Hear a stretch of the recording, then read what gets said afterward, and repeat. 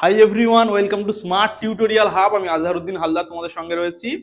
আজকে আমি চলে এসেছি প্রথমত এমন একটা বিষয় নিয়ে যেটা ক্লাস 11-এর যারা সেকেন্ড সেমিস্টারে পড়ো তাদের জন্য একটা ধামাকা। কি ধামাকা? হিস্ট্রি সেকেন্ড সেমিস্টারের তোমাদের স্কুল, যে কোনো স্কুল হোক, পশ্চিমবঙ্গের যে কোনো স্কুলের জন্য মোস্ট ইম্পর্টেন্ট কতগুলো প্রশ্ন নিয়ে এই যেটা আছে। আশা করছি তোমার স্কুলে 80 থেকে 100% কোশ্চেন এর মধ্যে থেকেই পড়বে। ঠিক আছে? প্রধানত এই চ্যানেলে আমরা এবছর তেমনভাবে ক্লাস 11 বা 12-এর কোনো ভিডিও আপলোড করিনি। পরবর্তী সেশন থেকে ক্লাস 12-এর আর্টসের অর্থাৎ কলা বিভাগের সমস্ত চ্যাপ্টারের সমস্ত ভিডিও তোমরা পাবে। আর যারা যারা আমাদের কাছাকাছি অবস্থান করছো আমাদের প্রতিষ্ঠানে, চাইলে তুমি অ্যাডমিশন নিতেই পারো, দেখতে পারো কেমন করে স্মার্টলি আমরা পড়াশোনা করি। তার জন্যে আমি বলবো তোমাদের প্রথমে এই হিস্ট্রি সাজেশনটা নিয়ে তোমরা এবছরের পরীক্ষাটা দাও, সেইটার উপর বিশ্বাস করে পরবর্তী সেশনে আমাদের এখানে ভর্তি হবে। আর একটা জিনিস তোমাদের জানিয়ে রাখি, একটু আগেই আমরা যে সাজেশনের ভিডিওটা করেছি সেটা হচ্ছে ক্লাস 12-এর ফোর্থ সেমিস্টারের এডুকেশনের ভিডিও। সেটা আমাদের এডুকেশনওয়ালা চ্যানেলে রয়েছে। 12-এর তোমাদের দাদা দিদি যদি কেউ থেকে থাকে তাদেরকে অবশ্যই সাজেশনটা দেখে যেতে বলো। ওখান থেকেই এবছর প্রশ্ন হবে এডুকেশনের। তোমরা হিস্ট্রি যে সাজেশনটা দিচ্ছি খুব মন দিয়ে নিজের খাতায় লিখে নেবে, নিয়ে ভালো করে এই কটাই করে যাবে। ঠিক আছে? আর কথা বাড়াবো না। চ্যানেলে নতুন, চ্যানেলটা সাবস্ক্রাইব করে নাও, পাশে থাকা বেল আইকনটা প্রেস করে দাও যাতে আমাদের সমস্ত ভিডিওর আপডেটস তোমাদের কাছে পৌঁছাতে পারে এবং তুমি আমাদের স্মার্ট টিউটোরিয়াল হাব সম্পর্কে এক্সপ্লোর করতে পারো। এখানে কি কি বিষয় আমরা করিয়ে থাকি। ঠিক আছে? তাহলে এখানে তোমাদের হিস্ট্রির ক্ষেত্রে 3টে ইউনিট রয়েছে, ইউনিট 4, 5 আর 6। কেউ যদি এই 3টে ইউনিট ভালো করে পড়াশোনা করে যায় তাহলে কিন্তু একটা প্রশ্ন বাইরে থেকে আসবে না। এটা একটা ইয়ার কি করলাম তোমাদের সঙ্গে। তাহলে ইউনিট 4 থেকে কি কি থাকছে আমরা ছোট করে একটুখানি দেখে নিই। ইউনিট 4 থেকে তোমাদের থাকছে 3 নম্বরের প্রশ্ন থাকছে দুটো, করতে হবে একটা। আমি কিন্তু দুটোগুলো আর লিখিনি, যেটা দেখছো তোমরা কটা করতে হবে সেটাই তোমরা মনে করবে এক্সট্রা দুটো করে থাকবে, কারণ তোমরা নিয়ম জানো। বড় প্রশ্নের ক্ষেত্রে পর্ষদের তরফ থেকে বলা হয়েছে 2N মেথডে হবে, যে কটা প্রশ্ন করতে হবে তার ডবল দেওয়া থাকবে, একটার অথবা একটা। এটা ভেবো না যে 3 নম্বরের মনে করো এই যে টোটাল প্রশ্ন 1 2 4টে প্রশ্ন, তোমার 8টা দিয়ে দিল যে কোনো 4টি প্রশ্নের উত্তর দাও, একদমই নয়। কেমন থাকবে? একটার অথবা আর একটা থাকবে। ঠিক আছে? তাহলে 3 নম্বরের প্রশ্ন থাকছে আমার দুটো, করতে হচ্ছে একটা। 4 নম্বরের প্রশ্ন থাকছে দুটো, করতে হচ্ছে একটা। 8 নম্বরের প্রশ্ন থাকছে দুটো, করতে হচ্ছে তোমার একটা। ইউনিট 5 এর ক্ষেত্রে 3 নম্বরের প্রশ্ন থাকছে কিন্তু 4টে থাকছে, তোমার করতে হচ্ছে দুটো, মানে একটা অথবা একটা করে। আর হচ্ছে 4 নম্বরের প্রশ্ন কি হচ্ছে, থাকছে দুটো, করতে হচ্ছে একটা। এখান থেকে আমার কোনো বড় প্রশ্ন নেই, অর্থাৎ 8 নম্বরের প্রশ্ন কোনো নেই। তারপর ইউনিট 6 থেকে 3 নম্বরের প্রশ্ন আমার দুটো থাকবে, করতে হবে একটা। 4 নম্বরের প্রশ্ন দুটো থাকবে, করতে হবে একটা। আর 8 নম্বরের প্রশ্ন আমার থাকবে দুটো, করতে হবে একটা। তাহলে 8 নম্বরের প্রশ্ন প্রথমে যেগুলো রয়েছে সেগুলো নিয়ে আমরা একটুখানি আলোচনা করে নেব। তাহলে 8 নম্বরের প্রশ্ন কোথা কোথা থেকে থাকবে? ইউনিট 4 থেকে থাকবে আর ইউনিট 6 থেকে থাকবে। তাহলে প্রথমে তোমাদের 8 নম্বরের প্রশ্নগুলো আমি বলে দিই। সেখানে তোমরা দেখবে প্রথম যে প্রশ্নটা তোমাদের জন্য most most most most important, সেটা হচ্ছে কি, কৌটিল্যের অর্থশাস্ত্র সংজ্ঞা দাও। কৌটিল্যের অর্থশাস্ত্রের সংজ্ঞা দাও আর অর্থশাস্ত্রের বিষয়বস্তু সমূহ সম্পর্কে আলোচনা করো। কি বললাম? কৌটিল্যের অর্থশাস্ত্র সম্পর্কে ধারণা দাও বা সংজ্ঞা দাও, অর্থশাস্ত্রের যেটাই তুমি বলো। আর অর্থশাস্ত্রের বিষয়বস্তু সম্পর্কে আলোচনা করো। কি বলেছি? অর্থশাস্ত্রের বিষয়বস্তু সম্পর্কে আলোচনা করতে বলেছি। তাহলে যে বিষয়টা আমি বলতে চাইছি সেটা হলো তোমাদের এবছরের প্রশ্ন ক্লাস 11-এর তোমার স্কুলের প্রশ্ন, সেখানে অর্থশাস্ত্র থেকে একটা প্রশ্ন থাকবেই। কি করছে? একটা প্রশ্ন তোমার অর্থশাস্ত্র থেকে থাকবেই। এই প্রশ্নটা কিন্তু আমি তোমাকে বলে দিলাম, ভালো করে মুখস্থ করে যাবে। তো কি অর্থশাস্ত্র থেকে একটা প্রশ্ন আমাদের থাকছেই। ক্লিয়ার হলো? তার সঙ্গে অথবা দিয়ে একটা প্রশ্ন থাকতে পারে যে অর্থশাস্ত্রে রাজতন্ত্র ও রাষ্ট্রনীতি সম্পর্কে কি ধারণা ছিল তা আলোচনা করো। অর্থশাস্ত্রে রাজতন্ত্র ও রাষ্ট্রনীতি সম্পর্কে কি ধারণা ছিল সেটা আলোচনা করো। তোমার স্কুলের একটা প্রশ্ন আমি বলে দিলাম, এই প্রশ্নটা মোস্ট ইম্পর্টেন্ট, তুমি স্টার মেরে রাখো যত খুশি। পরের প্রশ্ন আমরা কি বলবো, জিয়াউদ্দিন বারনির গ্রন্থ দুটি কি কি ছিল। তার এর সঙ্গে একটা জোড়া আসতে পারে, জিয়াউদ্দিন বারনি তার গ্রন্থে সুলতানি যুগের রাষ্ট্র ব্যবস্থা সম্পর্কে কি লিখেছেন। জিয়াউদ্দিন বারনি তার গ্রন্থে সুলতানি যুগের রাষ্ট্র চিন্তা সম্পর্কে কি লিখেছেন, বা সুলতানি যুগে যে রাষ্ট্র ব্যবস্থা রয়েছে সেটা সম্পর্কে কি লিখেছে। অথবা দিয়ে এটা আসতে পারে, কি আসতে পারে, জিয়াউদ্দিন বারনী জিয়াউদ্দিন বারনীর যে বর্ণনা সেখান থেকে সুলতানি যুগের নরপতিদের আদর্শ কি ছিল তা যে জানা যায় সেটা আলোচনা করো। সুলতানি যুগে জিয়াউদ্দিন বারনী অ্যাকচুয়ালি যা লিখেছেন সেইটা তোমরা একটুখানি বিস্তারিত দেখে যাবে। জিয়াউদ্দিন বারনীর দুটো গ্রন্থের নাম কি, তার সঙ্গে সুলতানি যুগের যে রাষ্ট্রচিন্তা জিয়াউদ্দিন বারনী দেখিয়েছেন সেটা আলোচনা করো, ব্যাস। পরের প্রশ্ন এখান থেকে মোস্ট ইম্পর্টেন্ট একটা প্রশ্ন, খুব গুরুত্বপূর্ণ এই প্রশ্নটা, ইকতা ব্যবস্থা কি, বা ইকতা ব্যবস্থা সম্পর্কে টিকা লেখো, ব্যাস। তারপরের প্রশ্ন কি, মনসবদারি প্রথা কি, এই প্রথার বৈশিষ্ট্যগুলি লেখো। চারটে প্রশ্ন দিয়েছি, একটা অস্ত্রশাস্ত্র থেকে, তারপরে দিয়েছি অর্থশাস্ত্রের পরে জিয়াউদ্দিন বারনী থেকে একটা প্রশ্ন দিয়েছি, আর দিয়েছি ইকতা ব্যবস্থা, আর দিলাম মনসবদারি প্রথা, ব্যাস। এই চারটে প্রশ্ন খুব ভালো করে মুখস্থ করে যাও, খুব ভালো করে মুখস্থ করে যাও। আর এর সঙ্গে এক্সট্রা যদি তোমরা বলো প্রশ্ন দুটো দিতে, সেই এক্সট্রা প্রশ্ন হচ্ছে কি, কৌটিল্যের অর্থশাস্ত্রের সপ্তাঙ্গ তত্ত্ব সম্পর্কে কি জানো। অর্থশাস্ত্রটা আমি ভালো করে পড়তে বলেছি, ওখান থেকে যা যা আছে তুমি খুঁটিয়ে পড়ে যাবে, একদম তোমার প্রশ্ন মিলে যেতে বাধ্য। অর্থশাস্ত্রটা সবাই মুখস্থ করে কিন্তু যাচ্ছ, বারবার বলছি মানে বুঝতে পারছো তোমরা। পরের প্রশ্ন, চীনের ম্যান্ডারিনদের কার্যাবলী ও গুরুত্ব আলোচনা করো। চীনের ম্যান্ডারিনদের কার্যাবলী ও গুরুত্ব আলোচনা করো। তাহলে এই প্রশ্নগুলো করে গেলে 8 নম্বরে দুটো পাবে, তার মধ্যে তোমাকে একটা করতে হবে, ব্যাস। আচ্ছা, এবার আমার থাকছে ইউনিট 6 থেকে একটা 8 নম্বরের থাকছে, সেটা আমি একটুখানি তোমাদের বলে দিই। সেখানে প্রথম প্রশ্ন হচ্ছে অপরসায়ন থেকে কিভাবে রসায়ন বিদ্যার প্রসার ঘটে। কি বললাম, অপরসায়ন থেকে কিভাবে রসায়ন বিদ্যার প্রসার ঘটে। তার সঙ্গে জোড়া থাকতে পারে আধুনিক রসায়নের সূচনা কিভাবে হয়। আধুনিক রসায়নের সূচনা কিভাবে হয়। পরবর্তী প্রশ্ন, ইউরোপের মধ্যযুগে, এটা খুব ইম্পর্টেন্ট প্রশ্ন, ইউরোপের মধ্যযুগে ডাইনি বিদ্যা সম্পর্কে লেখো।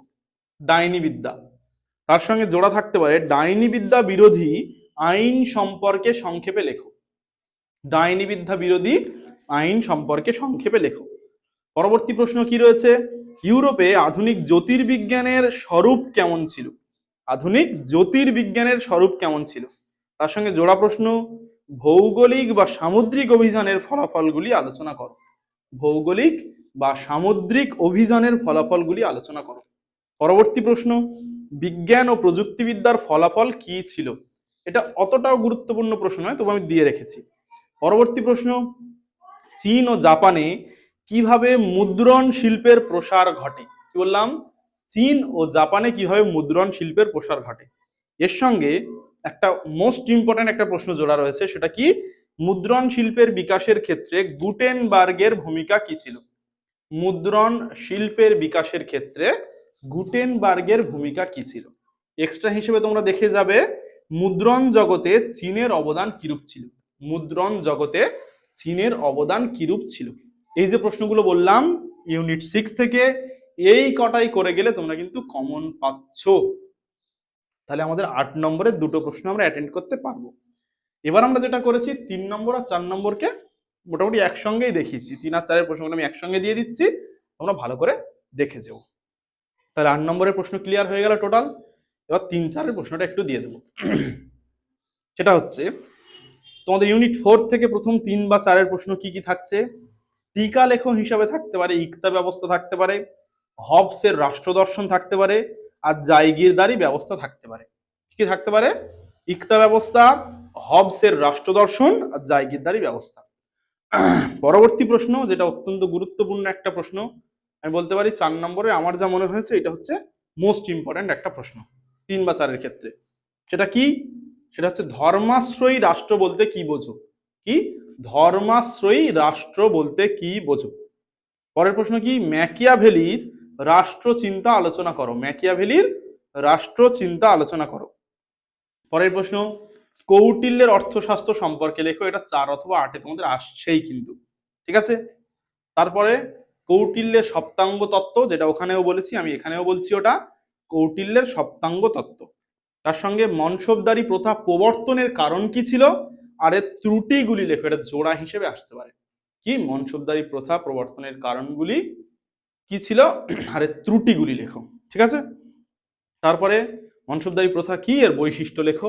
এখান থেকে একটা প্রশ্ন আসার খুব চান্স আছে মনসবদারি প্রথা থেকে। পরের প্রশ্ন, উলেমা ও জিম্মি কাদের বলা হতো? উলেমা ও জিম্মি কাদের বলা হতো? পরবর্তী প্রশ্ন, সুলতানি রাষ্ট্রের প্রকৃতি কিরূপ ছিল? কি, সুলতানি রাষ্ট্রের প্রকৃতি কিরূপ ছিল? এইগুলো হয়ে গেল আমার ইউনিট 4 এর 3 অথবা 4 নম্বরের প্রশ্ন। 8টা প্রশ্ন দিয়েছি, সেখান থেকে তোমাদের 4খানা প্রশ্ন থাকবে, করতে হবে 2টো, ব্যাস।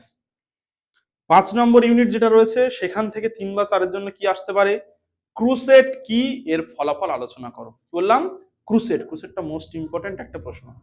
ক্রুসেড কি, এর ফলাফল আলোচনা করো। পরবর্তী প্রশ্ন রয়েছে রেনেসাঁস বা নবজাগরণের বৈশিষ্ট্যগুলি আলোচনা করো। রেনেসাঁস বা নবজাগরণের বৈশিষ্ট্যগুলি আলোচনা করো। তারপরের প্রশ্ন রয়েছে কি, কনস্ট্যান্টিনোপলের পতনের কারণ আলোচনা করো। কনস্ট্যান্টিনোপলের পতন, দ্বিতীয় মেহমুদ রয়েছে, অটোমান সাম্রাজ্য, অনেক কিছু বিষয় আছে, তোমরা দেখে যেও। কনস্ট্যান্টিনোপলের পতনের কারণ আলোচনা করো।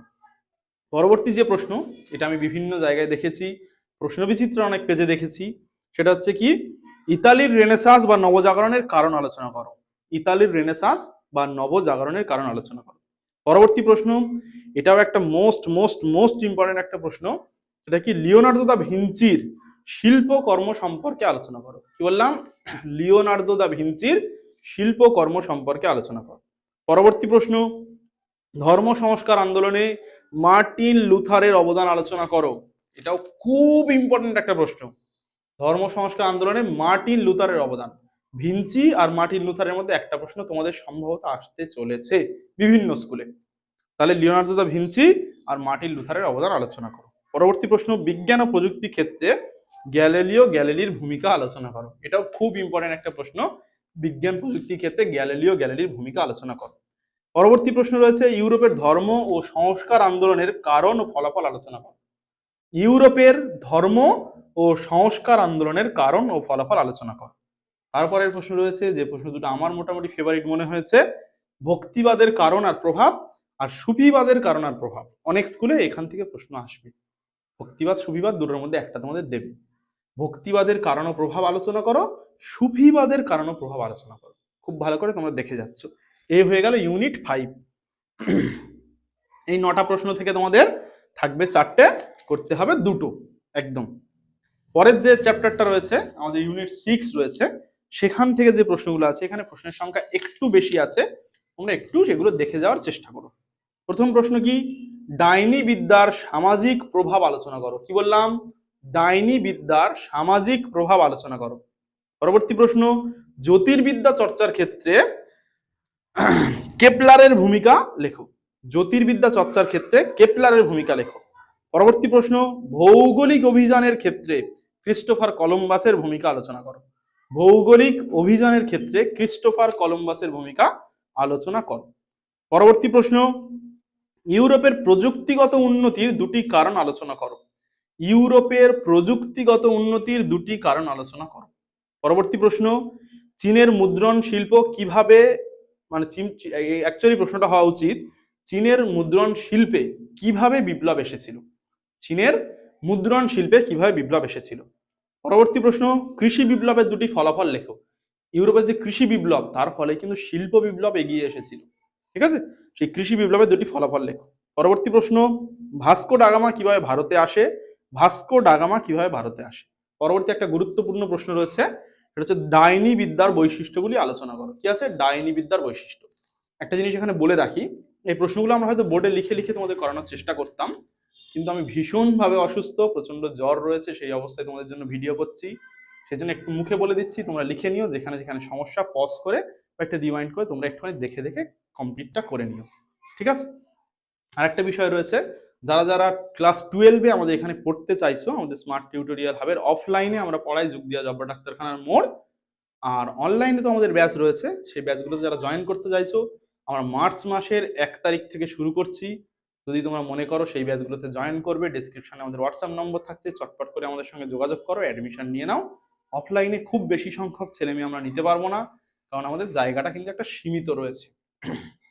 সেই জন্য যারা যারা পড়তে যাও অবশ্যই চলে এসো। ক্লাস 12-এর হিস্ট্রি, এডুকেশন সহ অন্যান্য সমস্ত সাবজেক্টে 100% সাজেশন মেলার রেকর্ড আমাদের রয়েছে। আগের বছরগুলোতে আমাদের প্রতিষ্ঠানে যারা পড়েছে অফলাইনে, তাদের থেকে তোমরা চাইলে খবর নিতে পারো। বা এবছরে আমাদের এডুকেশনওয়ালা চ্যানেলে এডুকেশন সাজেশন আপলোড করা থাকছে। পরীক্ষা শেষে তোমরা নিজেরা গিয়ে সেই সাজেশন আর কোশ্চেন পেপারটা মিলিয়ে দেখে নেবে। আমি প্রধানত তোমাদের এখানে এডুকেশন আর হিস্ট্রিটা পড়াই স্মার্ট টিউটোরিয়াল হবে। এছাড়াও আমাদের যারা অন্যান্য বহু স্যার ম্যাডাম রয়েছেন, আমার থেকে অনেক অভিজ্ঞ এবং অনেক প্রথিতযশা স্যার ম্যাডাম এখানে পড়ান। তো তাদের কাছে অবশ্যই পড়ার জন্য তোমরা চটপট যোগাযোগ করো, চলে এসো, দেখো আমরা কেমন পদ্ধতিতে কি পড়াই।